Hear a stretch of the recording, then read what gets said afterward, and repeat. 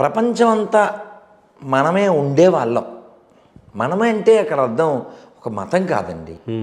మనం హిందువులుగా పిలువబడుతున్నాం, కానీ మనం సనాతనవాదులం. మనం అందరం మానవ జన్మ యొక్క ఉద్దేశం భగవంతుణ్ణి పొందడం, ఆ పొందడం కోసం అన్వేషణ చేయాలి అని నమ్మేటువంటి భావజాలం కలిగిన వాళ్ళం. దానికి వేదాంత సూత్రాలు ఏం చెప్తున్నా అంటే అధాతో బ్రహ్మ జిజ్ఞాస అంటున్నాయి. అంటే నేనెవరు అని నువ్వు ప్రయాణం చేయి, అంతర్ముఖ సమారాధ్య అంటుంది ఉపనిషత్తు. నీలో నువ్వు ప్రయాణం చేయి. ఈ భూమండలం మొత్తం ఇలావృత వర్షం అని పిలువబడేది.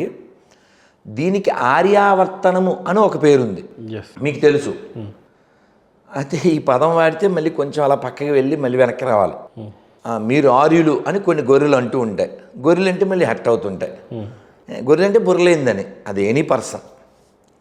ఆర్యులు అంటే అర్థం ఏంటండి? Civilised person is called Arya. మీరు ఆర్యులు అంటే ఎస్ వీఆర్ ఆర్యులు, వీఆర్ ఆర్యన్స్.